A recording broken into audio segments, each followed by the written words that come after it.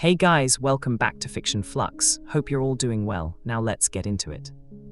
She almost walked past him. That was the thing that would stay with her for a long time afterward. She almost walked past him. She had been walking through the ruins of the Eastern District for 20 minutes already, picking her way through the rubble with the careful steps Aizawa had taught her, staying on the path Recovery Girl had marked as structurally safe, keeping her horn visible so any hero patrol that spotted her would know immediately who she was. She had been doing everything right. And then she had heard breathing. Not loud, the opposite of loud. The specific quality of breathing that happened when someone was trying very hard not to breathe in a way that could be heard. The kind of breathing she recognized because she had done it herself, in a dark room, in a life she was still learning to put distance between herself and. She stopped. She looked at the gap between two collapsed support beams. She looked for a long time. And then the breathing stopped trying to hide itself, because whoever was doing it had realized it was already too late. A hand emerged from the gap. Not reaching, not threatening, just visible. Cracked and damaged and wrapped in something that had once been a piece of hero costume and was now just a bandage that someone had made work because it was what was available. She knew that hand. Every child in Japan would have recognized that hand. She stood in the ruins of the Eastern District, and she looked at the hand of Tamura Shigaraki, and she did not scream. She did not run. She stood very still, and she thought about the two things that were true simultaneously. He was the most dangerous person she had ever seen. And he was breathing the way she used to breathe in the darkroom. Okay, so here is what everyone knew after the war. Shigaraki went down in the final confrontation. The heroes confirmed it, multiple witnesses. The commission filed the paperwork. The official record said, threat neutralized, location confirmed, situation resolved. The official record was wrong. Not by much, he had gone down. He had been down for a long time, long enough for the battle to end, and the heroes to clear the area and the commission's documentation team to do their work. Long enough for the world to start breathing again in the specific way it breathed when something enormous and terrible was over. But down was not the same as gone. And Shigaraki, who had survived things that should not have been survivable since he was 5 years old, had done it again. Not intact, not operational, not by any measure that the word surviving usually implied. He had survived the way a building survived a demolition attempt when the crew missed one wall, still standing, barely, with everything internal either damaged or wrong or just gone entirely. He had dragged himself out of the confirmed location 3 days after the battle. He had been moving through the ruins since then. Not toward anything, not with a plan, moving because stopping meant stopping and stopping meant the specific end that moving kept not arriving. He had been in the gap between the support beams for 2 days. He had been unconscious for most of it. He had been conscious for the part where the small girl with the white hair and the single horn stopped walking and looked directly at the gap and did not scream and did not run. He had waited. He had expected the screaming and the running to just be delayed. It wasn't delayed. She was still there. He was still there. And that was the situation that Iri, age 8, who had spent the last year learning what safe felt like and building very careful walls between herself and the things that had happened before safe, was now standing in. She was the only person in the world who knew Tamura Shigaraki was alive. She had maybe 30 seconds to decide what to do with that. The 30 seconds passed. She did not call for help.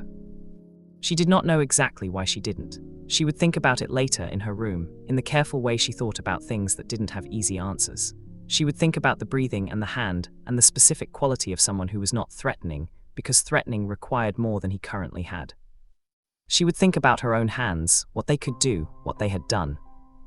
She would think about Aizawa telling her that power did not determine worth, that what you did with the moment you were in was what mattered. She would think about all of that. Right now she just stood in the ruins and said, "You're hurt." The hand did not move.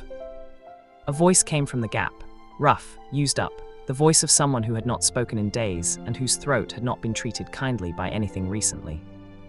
The voice said, "Go away." She said, "You need water."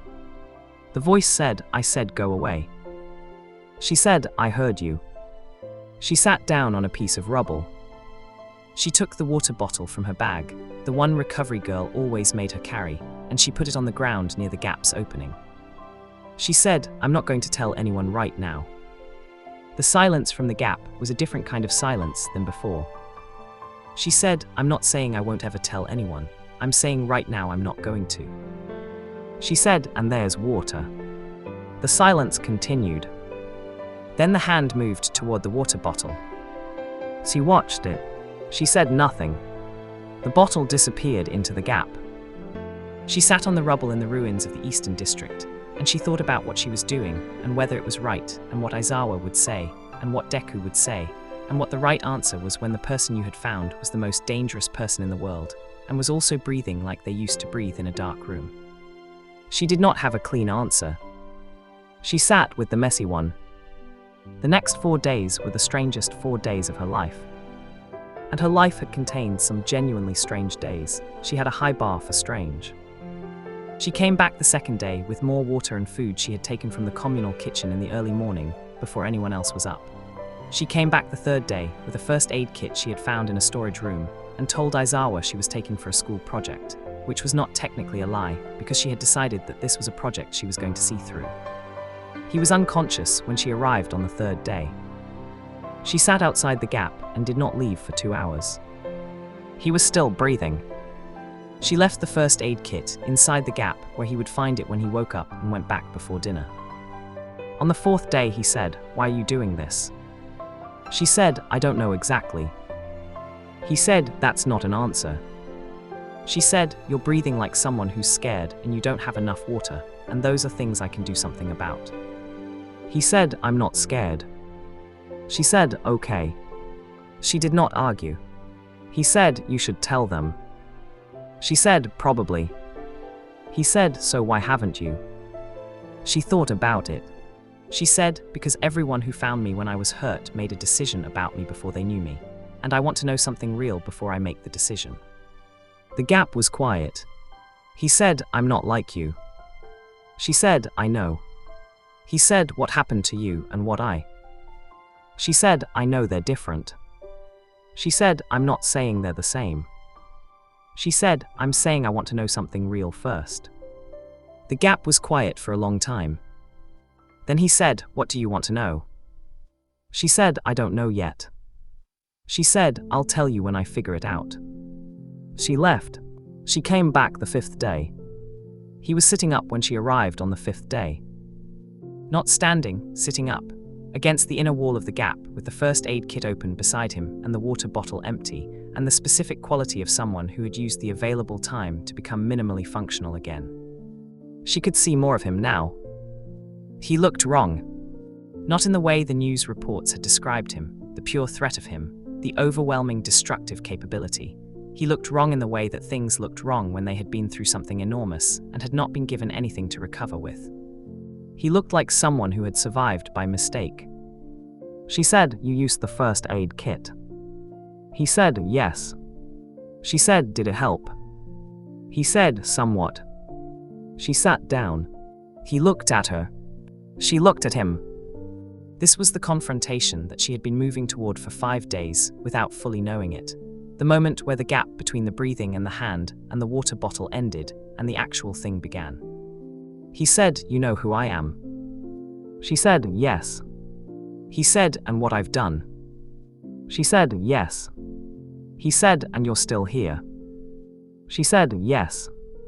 He said, "Why?" She said, "I told you." He said, "You want to know something real?" She said, "Yes." He said, "I'll tell you something real." She said, "Okay." He said, "I don't know what I am anymore." She was very still. He said, "I know what I was. I know the things I chose. I know what the mission was and what I was willing to do for it, and I'm not going to pretend those things are smaller than they are." She said, "Okay." He said, "But the thing that was driving all of it, the presence in my head that organized everything around one direction." He stopped. She said, "It's gone." He looked at her. She said, "All for one, he's gone." He said, "How did you know?" She said, "Because you sound like someone who just woke up and doesn't know where they are yet. That's what it sounds like when the thing that was telling you where to go stops telling you." He said, "You know what that's like?" She said, "Yes." She said, "I know exactly what that's like." The ruins were quiet around them. He said, I don't have a mission anymore. She said, no. He said, I don't have a direction. She said, no. He said, I have a lot of things I did and nowhere to put them. She said, yes. She said, that part takes a long time. He said, you're 8 years old. She said, I know. He said, how do you know what that part takes? She said, because I've been working on it for a year and I'm still working on it. He said, it gets better. She looked at him. She said, it gets different. She said, better is a separate question. He said, that's honest. She said, I try. Here is the thing about Tamura Shigaraki that nobody who survived the war knew. The war had not just been a physical confrontation. The final battle had been, in ways that the Hero World's documentation did not fully capture, in ways that even the people who had been in it had only partial understanding of, a war inside him as well as outside. All for one had been in his head for 20 years. Not as a memory, not as an influence, as a presence, as the thing that had moved through the architecture of who he was and reorganized everything around its own purpose. The quirks, the ideology, the mission, the specific quality of wanting that had produced everything the League of Villains became, none of it had started with him. It had started with a man who had found a 5-year-old child in the aftermath of a tragedy and had understood, with the specific precision of someone who had been studying people for a very long time, exactly what that child could be shaped into. The shaping had taken 20 years. The war had undone it. Not cleanly, not completely, not in any way that resolved the things that had been done, or the people who had been hurt, or the weight of 20 years of choices that were his choices, even if the framework for them had been someone else's. But the presence was gone. And what was left, what was sitting in a gap between two collapsed support beams, being looked at by an 8-year-old girl with white hair and one horn, was the first version of Tamura Shigaraki that had existed without All for One in it since he was 5 years old. He didn't know what that version was yet. He had not had time to find out. He was still finding out. Iri, who had spent a year finding out who Iri was without the thing that had been shaping her, understood this in a way she did not have words for but had in her body, in the specific knowing that came from having been through the finding out yourself. She understood it. And that was why she came back on the 6th day. And the 7th. On the 8th day, she told him her name. He already knew it. She knew he already knew it. But she told him anyway because telling was different from knowing and different mattered. She said, my name is Iri. He said, I know. She said, I know you know. He said, why are you telling me? She said, because I want you to know it from me. He said nothing. She said, what should I call you? He said, you know my name. She said, I know the name. I want to know what you want to be called. He said, those are the same thing. She said, they're not always. He looked at her. She said, I was called a lot of things that weren't my name. He said nothing. She said, I'll call you Shigaraki, is that okay? He said, yes. She said, okay. She opened her bag. She had brought better food this time, real food, carefully wrapped, that she had told Aizawa she was taking to practice cooking for school. She put it in the gap. He said, you keep bringing things. She said, yes. He said, you keep coming back. She said, yes. He said, the heroes are going to notice eventually. She said, probably. He said, and then. She said, and then I'll have to figure out the next part. He said, you don't have a plan. She said, I have a direction. He said, what direction? She said, finding out something real. He said, and then. She said, and then deciding what to do with it. He said, most people would have already decided. She said, most people decided before the war was over. They decided based on what they knew then. She said, I want to decide based on what I know now. He said, and what do you know now? She said that you don't have anywhere to go, that the thing that was driving you is gone, that you have a lot of things you did and you're still figuring out where to put them. She said, and that you accepted water from an 8-year-old, and used the first aid kit, and haven't tried to leave even though you're mobile enough to. He said, and what does that mean to you? She said, I don't know yet. She said, I'm still finding out. He said, you keep saying that. She said, it keeps being true. On the 10th day, Aizawa noticed. Not about Shigaraki, about her. He noticed the food she had been taking, the first aid kit, the specific quality of her attention during the day, the way she was present but also somewhere else simultaneously. He sat across from her at dinner and he said, "Iri." She said, "Yes." He said, "Is there something you need to tell me?" She looked at him. She thought about the gap and the breathing and the water bottle, and 10 days of finding out something real. She said, "I found something in the ruins." He said, "What kind of something?" She said, "A person." He said, "Iri." She said, "They're hurt, they've been out there for a while." He said, "Why didn't you tell me immediately?" She said, "Because I wanted to know something real first."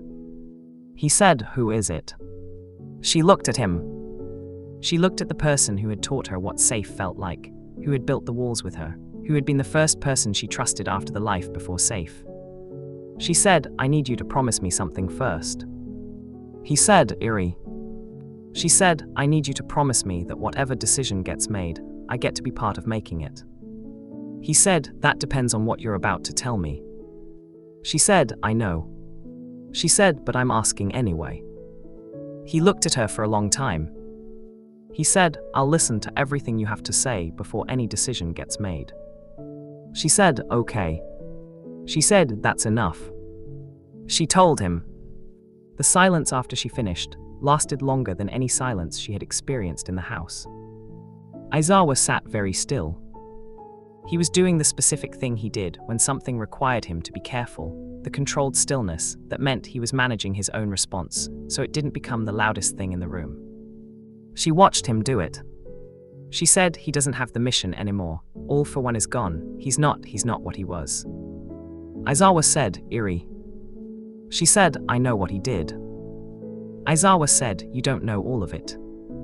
She said, "I know he hurt people, a lot of people, badly." Aizawa said, "Yes." She said, "And I'm not saying that's nothing." Aizawa said, "Okay." She said, "I'm saying he's been sitting in a gap between two support beams for 10 days because he has nowhere to go and nothing telling him where to go, and he accepted water from me." Aizawa said, "Accepting water from you is not the same as being safe." She said, "I know." She said, "But it's something." He looked at her. She said, "You always tell me that what you do with the moment matters, that the moment you're in is the one that counts." He said, "Yes." She said, "This is my moment." He said, "Iri." She said, "I don't want someone else to make the decision without me. He's been there for 10 days and nobody else found him, and I found him and I've been figuring out something real, and I don't want it to be taken away before I finish figuring it out." Aizawa said, "I have to make some calls." She said, "I know." He said, "People are going to have to know." She said, "I know." He said, "This is going to become very complicated very quickly." She said, "I know that too." She said, "Will you tell them what I told you, all of it, not just that he's alive?" He said, "Yes." She said, "The part about the direction changing?" He said, "Yes." She said, "Okay." She said, "Then I trust you." He stood up. He put his hand on her head for a moment in the way he sometimes did when words were not the right thing. Then he picked up his phone.